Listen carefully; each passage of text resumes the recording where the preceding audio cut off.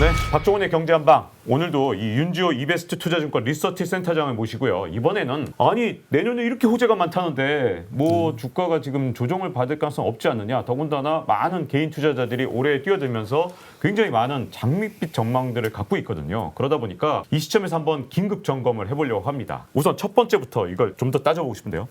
미국에서 이제 백신 나오고 복수 소비 나오면 지금까지는 뭐 제조업 제품 많이 팔렸는지 몰라도 소비재로 확 몰리면서 소비재 살아나고 서비스업 살아나고 이러면서 경제가 좋아지면 우리나라 수출도 좋아지고 주가가 더 올라갈 거 아니냐 이렇게 희망적으로 보시는 분들이 있는데요. 어떻게 보십니까? 미국의 소매 판매를 보면 과거 금융위기 때의 경로가 매우 다릅니다. 네. 과거 금융위기 때는 뭔가 산업이 망가지고 금융기관이 망하고 그 과정에 실업도 대량 발생하고 그러다 보니까 소비가 살아나는데 굉장히 오래 걸렸어요. 네. 이번에는 올해 왜 이렇게 주가가 올라왔냐면요. 일단 매달 발표된 소매 판매가 치솟았거든요. 우리도 잘 보시면 소비를 상당히 많이 했어요. 자영업자의 비중이 높다 보니까 그런 분들은 많이 힘들었지만 나머지 급여 생활자들이 그 정도로 소비를 줄이진 않았거든요. 네. 뭐라도 한 거죠. 자기를 위해서. 헬스장을 못 가면 헬스기구를 사고 네. 뭐 이러듯이 했고요. 그러다 보니까 이연된 소비가 폭발적으로 는다는 뭐 여행 같은 데 가능하겠지만 네. 그 정도의 소비 여력이 없다는 걸 계속 말씀드리는 거예요. 근데 동시에 이제까지 버텨온 이유는 그래도 일자리 창출을 위해서 공무원 부분의 일자리도 늘리고 미국 같은 경우에는 돈을 나눠주고 네. 이번에 재정정책도 합의됐지만 내용인 즉승은 취약계층에 돈을 나눠주는 거잖아요. 결국 이러한 소비만 갖고 버티기에는 굉장히 한계가 왔다는 거죠. 그렇기 때문에 폭발적으로 소비가 는다는 기대는 뭔가 산업이 망가졌다가 복원하는 과정에서 투자도 늘고 고용도 늘고 금융기관도 망했다 살아나면서 뭐 이런 구조가 돼야 되는데 그런 게 없었잖아요. 이건 자연재해 같은 거였어요. 네. 그냥 바이러스가 나와서 멈춰 있는 거죠. 그러니까 네. 멈춰 있는데 아주 이런 상황이 참 저도 낯설죠. 근데 이제 소비 측면에서 본다면은 그렇게 무너지는 상황은 아니었기 때문에 네. 그만큼 증가율로 대단하진 않을 거라는 거죠. 네. 그래서 이거를 강조드리면 많은 분들이 왜 그러죠 하는데 지표를 보시면 됩니다. 근데 재미있는 거는 저번 시간에도 말씀드렸지만은 그렇기 때문에 소비 심리가 안 사는 거예요. 전체적인 소비 심리는 좋은 사람만 좋은 거고 안 좋은 사람은 안 좋은 거죠. 네. 그래서 이게 좀 더 거대 담론으로 넘어가자면 불평등 이슈가 전 세계적으로 문제가 될 겁니다. 계속해서. 네. 힘든 사람은 점점 더 힘들어지고 좋은 사람은 좋아지는 거죠.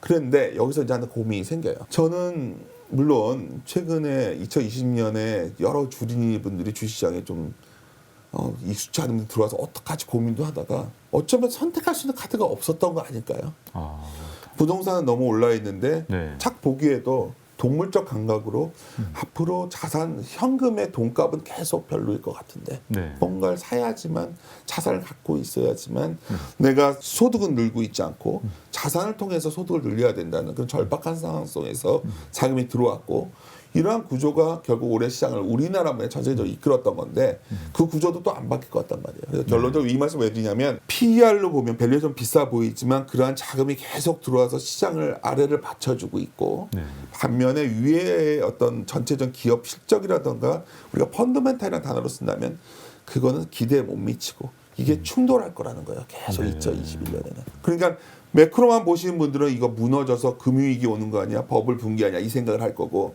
밑에만 보고 계신 분들은 아 그래 이렇게 큰 자금 시장의 이동이 생겼는데 올라갈 거야. 네. 둘 다 정답이 아니라는 겁니다. 어. 그러니까 결국은 방법은 하나예요. 어떤 큰 자산 시장의 변화는 생긴 게 분명하기 때문에 네. 또 경제가 완전히 무너진 상황은 아니기 때문에 바이 더 딥이란 말 있지 않습니까? 딥하게 한번 흔들리거나 네. 울퉁불퉁하게 한번 시장이 갈 때 그럴 때만이 기회지 막 다들 좋다고 외치거나 네. 뭔가 내가 주식을 아주 쉽게 살 수 있을 때 네. 쉽게 산다는 건 뭐냐면 그냥 어중간하게 사는 그런 것보다는 좀 더 약간 여러 가지 우려들이 점증될 때 네. 그런 기회 요인들이 2021년에 있을 거냐 만약 기자님 질문한다면 있기 때문에 네. 다시 말씀드리지만 현금 비중을 유지해야 된다는 거죠. 그럴 때 주식을 살려면 돈이 있어야 되기 때문이죠. 네. 반대로 주식의 비중이 내가 갖고 있는 한도를 넘어서 빚이 너무 많게 주식을 하고 있다면 네. 그러한 국면에서 주식을 다 뺏기게 됩니다. 그거는 개인의 잘못이 아니에요. 왜냐하면 여러 가지 이유 때문에 그러한 최소한 리스크를 관리하는 해가 되어야지만 네. 2021년은 2020년처럼 편하게 할 수 없는 장이기 때문에 그래야 생존할 수 있다. 네. 저는 이렇게 판단합니다. 또 2021년에 호재가 만발하다 이렇게 보시는 분들 중에서 중요한 것 중에 하나가 네. 부양책 합의. 이게 뭐 당장 이제 9천억 달러 합의뿐만 아니라 네. 앞으로도 계속 부양책이 나오면서 네. 미국에서 계속 돈을 풀면 주가를 계속 끌어올리지 않겠냐 이렇게 생각하시는 분들 밑에 빨린 건 이거죠. 그래 바이든 정부가 왔는데 밀월 기간 아닐까. 네. 바이든이 어떤 정책을 써도 누가 뭐 팔을 잡겠냐. 그러면 돈을 많이 쓴다는 건 그만큼 재정을 미국이 쌍둥이 적자 국가인데요. 네, 지금 어떻게 하겠어요. 그러면 세금을 걷어야 되는데 네.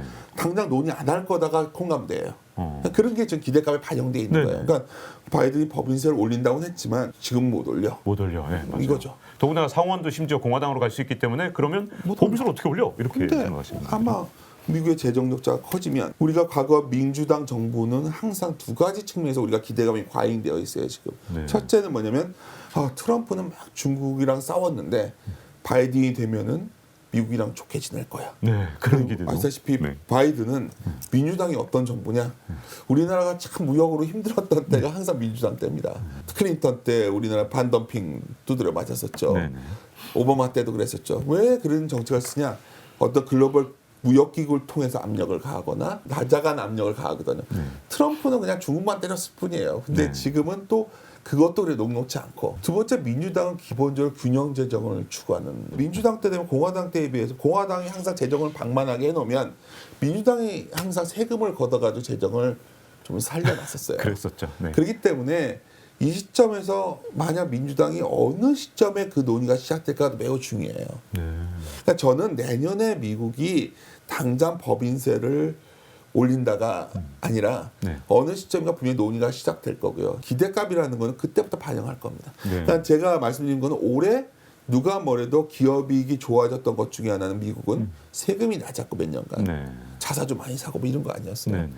근데 그런 것들도 변할 확률이 높아지는 거고 반면에 전전적으로 우리나라 같은 경우도 여러 가지 압력들도 다가올 확률이 높고 여러 코스트 부분들이 좀 올라올 확률이 높을 거 아닐까요? 그러면 네. 우리가 장기적으로 결국은 주가는 기업이익의 함수라고 본다면 2020년에 비해서 2021년이 좋아지는 것만 있는 건 아니라는 걸 말씀드리는 거예요. 오히려 이 측면에서 본다면 2020년은 그냥 다들 뭐 사람을 좀 고용을 줄이고 여러 가지 뭐 비용을 안 써도 돌아가는 구조였어요. 예를 들어서 저희들 접대비도 많이 안 썼잖아요. 아니 뭐 마케팅 비용 같은 게 확 기업마다 다 줄어가고 지금 다 광고비도 이윤이 막- 줄였죠. 네, 엄청나게 그리고 줄였죠. 어마어마한 어떠면 고용 감소가 있었음에도 기업을 크게 비난하지 못했어요. 네. 그렇지 않습니까? 그렇죠. 여행업계가 전반적으로 다 셧다운돼서 이렇게 됐음에도 불구하고 그냥 돌아간 거예요 지금은. 그러니까 비용 감소가 기업이익에 매우 기사세가 컸습니다. 네. 그 증거가 3분기를 보시면 매출액은 안 느는데 이익이 늘어난 거예요. 네. 전세가 다 그랬어요. 그러면 아까 이제 기자님이 계속 내년 좋은 것만 있다고 하시니까 내년에는 조금씩 정상화에 다가설수록 기업들도 돈을 쓰겠죠. 네. 세금도 걷고 이것만 놓고 봐도 뭔가 수준에 대한 고민이 시작되지 않을까요? 저는 완전 상식적인 선에서 투자는 이루어져야 된다고 보고 있고 네. 상식선에서 바라봤을 때 결코 2020년에 비해 2021년에 증시를 둘러싼 환경이 우호적이지는 않다고 판단합니다. 네. 사실 오늘 이렇게 반론만 좀 제기해 보려고 그랬는데 당장 저도 좀 이상한 점이 하나 있는데 이 달러 약세를 모든 사람들이 지금 내년에 그쵸. 올 거다 이렇게 생각하고 있는데 그 와중에 중국에서 긴축 정책 쓰면서 달러 확보에 나섰거든요. 네. 진짜 뭐 굉장히 급한 사람들처럼 지금 달러 하는 느낌이 좀 드는데 이 현상은 도대체 어떻게 봐야 되는지 지금 그 해석을 좀 부탁드립니다. 최근에 중국이 여러 회사채 시장이 좀 불안하죠. 네. 그래서 벌처 시장에 대해서도 변화도 있고 여러 가지가 있는데 어쩌면 중국은 먼저 개선됐기 때문에 먼저 조치를 취하는 것 같아요. 아, 워낙 선제적으로. 기자님이 매크로하게 박식하시기 때문에 어쩌면 아주 후각을 갖고서 잘 패치하신 부분이 이거예요. 그러니까 저는 항상 우리가 이게 그 경제에 관심 있으신 분들한테 저희 같은 사람들이 거의 동일하게 같은 얘기를 할 때 조심하셔야 되는데 네. 내년에 대표적인 게 달러 약세입니다.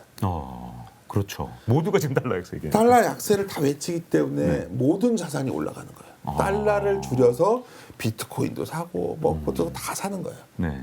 근데 아까 중국 같은 경우에는 서서히 먼저 좋아졌고 먼저 변화를 준비하는 것이 아니냐 생각을 가져요. 그럼 여기서 많은 분들이 그러세요. 결국 중국도 저렇게 하다 보면 나중에 자본시장을 개방해가지고 뭐 여러 가지 조치를 하려고 그런 뭐 그 당장 그거는 우리가 지나봐야 아는 부분이고 아까 말씀하신 것처럼 어떻게 본다면 어느 순간에 약한 고리들이 되게 흔들릴 가능성이 높아요. 그러니까 왜 그러냐면 기업들도 양극화되고 머리 찾을 것 같습니다. 개인도 매우 양극화되어 있어요. 불평등이 굉장히 심화되죠. 이게 불평등이 옳은 거냐 틀린 걸 말씀드리는 게 아니라 그러면 안 좋은 사람들은 더 힘들어질 확률이 높아요. 예를 들어서 지금까지 우리나라를 예를 들어도 지금까지는 이자 상환도 좀 유예해주고 여러 가지 대출도 연장해주고 이런 조치를 해왔잖아요. 이거 마냥 할 수는 없는 거잖아요. 그러면 빚이 많은 사람은 더 높은 빚을 써야 되는 상황을 갈 것이고 반대편에 있는 사람은 더 돈을 벌 수밖에 없는 상황이에요. 근데 자본주의를 강제로 어떻게 할 수는 없는 부분이고 나라로 갈까요? 지금 금리를 올려야 되는 나라들이 있는 거예요. 중국은 좀 다른 예고 약한 고리에 있는 나라 중에 올린 나라들도 있어요. 왜냐하면 그러지 않고는 외환을 유지할 수 없고 빠져나가니까. 그런 나라는 내년 어느 시점 되게 힘들어지겠죠. 이미 시작됐다는 거죠. 우리나라가 다행스러운 거는 90년대 IMF를 맞을 당시에는 우리가 약한 고리에 있는 국가였어요. 외환도 부족했고 기업들의 부채도 매우 높았죠. 그러니까 어쩌면 우리가 아무 방어책이 없다 보니까 급격하게 무너졌던 겁니다. 근데 지금 우리나라는 그런 나라는 아니지만 글로벌하게 보면 그런 약한 고리에 있는 국가들이 꽤 보여요. 제가 계속 강조드리지만 내년은 좋아지는 건 유지하지만 나빠지는 건 더 나빠질 수 있기 때문에 잘못하다가 굉장히 낭패를 볼 수도 있는 거예요. 그래서 그러한 걸 가늠하는 기준이 제가 계속 말씀드리는 건데 미국의 금리가 움직이기 전에 뭐가 먼저 움직일 것 같냐면 달러가 먼저 움직일 것 같아요. 만약에 제가 어느 시기인지 모르겠어요. 어느 시점에 가서 달러가 약세를 했는데 뭐 달러가 왜 이래? 이런 느낌을 받으면 약한 고리부터 흔들릴 겁니다. 그때가 어떻게 본다면 좋은 기회가 될 것이고 또 하나 이걸 활용할 수도 있어요. 어떻게 하면 될까요? 주식을 들고 가는데 우리가 내년에 그래 나는 그래도 뭐 주식 투자라는 게 장기적으로 본다면 어떤 좋은 기업의 주주가 돼서 내가 그 입에 같이 성장하겠다는 거 아니에요? 그렇죠. 뭐 난 이런 매크로 필요 없어. 난 좋은 기업의 주주가 될 거야. 결정을 해서 선택을 했어요. 자산을 거기에 한 50-60% 투자했다면 나머지 30-40%는 어느 시점에 내년에 달러가 더 약해지면 지금 다 난리니까요. 미국의 재정정책을 쓰면 달러가 좀 더 약해지지 않겠어요? 그렇죠. 그때 달러 예금을 들어놓거나 예를 들어서 그래? 아까 윤지원 애가 떠드는데 뭐 이렇게 되면 여러 가지 인플레 기대가 생긴다고 하니 금도 올해 어쩌 눌려 있었잖아요. 그럼 금을 그렇죠. 좀 투자해 놓을까? 이거 두 개를 균형을 가져가야 주식을 들고 갈 수 있다는 거죠. 그러니까 현금도 대안이지만 현금을 갖고 기다렸다 내가 사고 싶은 주식을 사는 것도 방법이고 또 하나는 그 현금을 약간 이러한 자산을 돌려놓는 것도 방법이고 그러한 균형감을 가져가지 않으면 아마도 어떤 소위 변동성이 한번 생기는 구간에서 내가 아무리 좋아했던 기업도 내가 주주로서의 지위를 잃을 수 있는 할 수 없이 내몰릴 수 있는 그런 상황을 최소한 피할 수 있도록 포트폴리오를 짜가야 되는 그런 해가 2021년 아닐까 생각합니다. 그 말씀하셨던 안전자산에 대해서 궁금한 건 지금까지 사람들이 이제 좀 안전자산 중에 미국 국채 이런 걸 많이 들었었는데 이제 금리가 사실 내려갈 확률보다 올라갈 확률이 조금 더 높게 좀 보시는 거잖아요. 그럼 미국 국채를 제외하면 현재 금과 달러 혹시 물가 연동채 이런 정도가 좀 대비할 수 있는 자산이 될까요? 또 어떤 게 있을까요? 뭐 달러 예금도 괜찮대요. 달러 예금. 그렇죠. 저는 달러 예금 같은 경우에도 많은 고액 자산가들은 그걸 왜 할까 생각도 한 적이 있었거든요. 돈이 많아서 하는 것 같아요. 돈이 많아서 그렇죠. 그래서 이제 뭐 안전자산을 떠나서 그냥 거의 모든 사람들이 달러를 버려서 다른 걸 바꿔야 된다고 얘기할 때 아마도 그 고민도 내년에 어느 시점부터 하셔야 되지 않을까 보고 있습니다. 저는 내년 상반기 중에 고민을 시작하셔야 된다 봐요. 상반기 중에 고민을. 만약에 내년에 흔들리는 장세가 왔을 때 여전히 주식을 사야 될 때입니까? 아니면 그때 어떤 대응을 해야 될까요? 만약에 좀 한 발 더 나가서 본다면. 일단 저는 이 생각을 가지고 있어요. 80년대라는 게 왜 탄생했을까? 신자유주의라는 게 오늘 너무 거창한 얘기를 하네요. 오랜만에 뵀더니 근데 이제 어떻게 보면 이런 구조였던 것 같아요. 그때는 중국이 변방에 있으니까 중국을 자본주의에 편입시켜가지고 생산을 많이 해서 디플레이션 수출하면 그 열을 갖고 미국이 소비를 많이 해가지고 남는 잉여는 자기들이 기술 개발에 R&D에 쓴 거죠. 그게 지난 금융위기 이전까지의 큰 변화였던 것 같아요. 그때 이제 어마어마한 미국이 그 잉여를 갖고서 자기들만을 발전한 거죠. 아마존이 나오고 어쩌면 우리는 그 구도 속에서 지금 갇혀 살고 있는 거 아닐까요? 네. 그 힘이 어마어마하다는 거죠. 네. 그래서 그 사이클 끌고 와서 금융위기 때 이제 금융 쪽의 사이드에서 함께 한번 팡 무너지고 난 뒤에 다시 2009년부터 뭐가 오른 거냐면 사실 올해 뭐 이렇게 코로나를 말하고 있지만 금융위기 직후부터 계속해서 그런 혁신 기업들이 올라온 거 어마어마하게 올랐잖아요. 그렇죠. 아마존이나 한 개 기업이 옛날에 그 도서 판매업하고 넷플릭스는 비디오 대여점 하던 회사였는데 이제는 뭐 전 세계에서 우리도 매일 넷플릭스를 보고 있고 저도 그 생활입니다. 이거 정말 제가 KBS에서 하고 있지만은 세상이 바뀌어서 소위 미디어도 완전 재편됐고 그렇죠. 이 산업이 바뀔까요? 이러한 생태계가 지금 끝날 거냐 물어보면 아니기 때문에 저는 결국 버블의 시기는 앞으로도 향후 한 7, 8년, 9년, 10년 간다 보는 거예요. 네. 근데 왜 제가 이제 경제학자분들은 저를 되게 비판할 텐데 투자하는 사람들은 경제 순환도 있지만 어떤 우리가 경제학에서는 약간 폐기되었던 좀 약간 이단시되는 어떤 주기 네. 뭐 혁신, 뭐 콘트라 파동이라든가 이런 네. 걸 좋아하는 편입니다. 저는 네. 뭐 죽을라 10년 파동이라든가. 네, 근데 이제 죽을라 파동, 뭐 10년. 단위가 정확하진 않지만 어떤 새로운 산업이 생겨서 그 산업이 결국 혁신 경제를 만들어서 그 산업이 끌고 가는 상황이 다 20, 30년은 지속되더라는 거죠. 예를 들어서 네. 우리가 2차 세계대전 이후에 미국과 소련이 대결 구도 속에서 결국 그때 이루어졌던 여러 가지 라디오라 여러 가지 기술이 엄청나게 네. 경제를 가져왔잖아요. 그러니까 제가 뭐 너무 거창한 얘기를 드리는 이유는 결국 주식을 해야 되는 이유는 그러한 사업들이 아직 우리 생활에 거의 다 일반화되지 않았다는 거예요. 네. 아직도 우리는 저는 가솔린 차 타고 있지만 네. 어떤 사람들은 테슬라를 타고 있잖아요. 그 그렇죠. 전기차를. 그러니까 그 속에서는 주식을 투자할 이유가 존재하는 겁니다. 그러니까 네. 경제로 본다면 불안정한 상황이 올 때 왜 주식을 사야 되냐? 아직 그러한 산업들이 커지고 있기 때문에. 네. 근데 여기서 이제 고민이 시작돼요. 그래서 현명하다기보다 그냥 동물적으로 많은 사람들이 미국의 기업을 했던 것 같아요. 근데 어느 날 미국의 기업을 하나하나 봤더니 너무너무 비싼 거예요. 네. 그러면 그걸 언제 해야 되냐? 그런 게 금리가 움직이는 순간 성장주는 금리가 낮을 때 좀 고평가되는 경향이 있거든요. 그럴 때 굉장히 큰 변동성이 나옵니다. 네. 그럴 때 해야 된다는 거죠. 콘트라티브 파동이 이제 깨질 때 항상 보면 예를 들어서 뭐 철도 버블이 깨진다든가 아니면 자동차 버블이 깨진다든가. 네. 근데 그때도 마찬가지로 금리 문제가 굉장히 컸는데 지금 우리나라뿐만 아니라 전 세계적으로 금리가 계속 낮아지면서 미국의 기준금리만 봤을 땐 40년 동안 지금 금리가 계속 지속적으로 낮아져 왔단 말이죠. 그리고 이제 제로 금리가 된 상태인데 그런 걸 생각해 보면 이제 언젠가는 이게 좀 더 큰 파동의 끝이 주의는 좀 해야 되는 거잖아요. 뭘 보고 주의해야 되는 거죠? 도대체 이 버블을 즐기되 어떻게 하면 이 무도회장에 문가에서 춤을 추면서 나갈 준비를 할 수 있는지 이게 많은 좀 사람들이 이제 궁금해요. 문과에서 춤을 춰 나갈 수 있는데 나갈 수 없고요. 왜냐하면 이제 우리가 워렌 버핏이 주주석에서 말했지만 무도회장의 시계에는 시계 바늘이 없다고 그러거든요. 그 시간을 알 수 없습니다. 우리는 시간 버블의 중간에서 절대 버블의 끝을 알 수 없어요. 근데 제가 드리고 싶은 말씀은 어쩌면 우리가 선택할 수 있는 방법은 얼마나 우리 생활 일상에 이러한 혁신 경제 기업들이 주변에 많이 와 있냐가 중요할 것 같아요.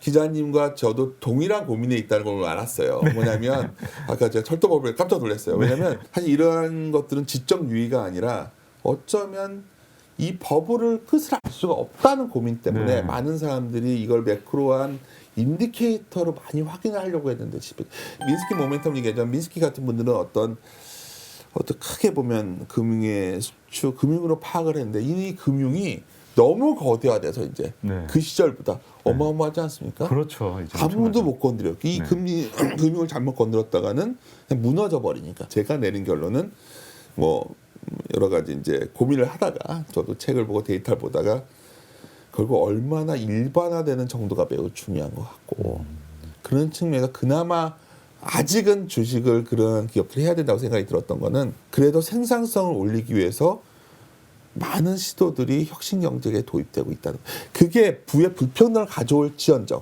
이런 생각 안 드십니까? 저는 아까 예를 들어서 전기차야 뭐 다들 인지하니까 그러다 치는데 코로나가 어쩌면 지난 10년의 변화를 가속화했기 때문에 가속화했고 그 이전으로는 돌아갈 수 없다는 거죠. 네. 더욱이 지난 금융위기 이전은 더더욱이 아니라는 거죠. 그때는 중국이 어쩌면 자기가 생산만 하는 국가였다면 지금은 자기도 소비하고 생산하는 국가로 가고 있는 부분도 다른 거고, 또 이후에 코로나 이후가 뭐가 달라진 거냐면 우리가 일상에서 이제 뭐 또 격리되려고 하고 고립화되려고 하고 이러한 경향성, 이게 엄청난 변화를 가져올 것 같아요. 네. 그래서 제가 드리고 말하자면 주식을 투자하는 이유는 결국 내가 그러한 발전하는 기업이 있냐 없냐가 중요한데, 그런 기업만을 찾아서 해야 되는 상황이 아직도 유효한 것 같고요. 그러한 상황에서 본다면 당장 우리가 이제 뭐 버블에 속해 있는 금융기관 종사자는 버블을 알 수 없습니다. 근데 아직 그런 측면에서 본다면 그래도 좀 더 우리 주변에 이런 산업들이 다가올 시기가 남아있지 않나 하는 생각이 들어서 저는 당장 무너지진 않을 것이다. 근데 오늘 기자님이 저에게 질문을, 저도 또 생각난 게 뭐냐면 내년이 왜 중요하냐면 굉장히 중요하다 봐요. 가뜩이나 최근에는 뭐 좀 시장에 대해서 안 좋은 얘기 싫어하더라 하시는데, 드리고 싶은 요지는 최소한 시장을 좋게 보셔도 그냥 어중간할 때 주식을 사시지 말고 좀 그래도 한번 다음에. 딥이 나왔을 때 사시는 전략으로 간다면 내년도 해볼 만하다가 결론입니다. 오늘 2021년 이렇게 단기 전망으로 시작해서 한 3, 40년을 내다보는 아주 긴 전망까지, 그리고 심지어 이 주식을 대하는 원칙까지 해서 이렇게 종합적으로 정리를 해주셨는데요. 오늘 이렇게 좋은 말씀 해주셔서 감사드립니다. 네. 네, 오늘 윤지호 이베스트 투자증권 리서치 센터장과 함께했습니다. 자, 잊지 말고 좋아요, 구독 눌러주시고요. 다음 시간에 뵙겠습니다. 감사합니다. 감사합니다. Round one, fight.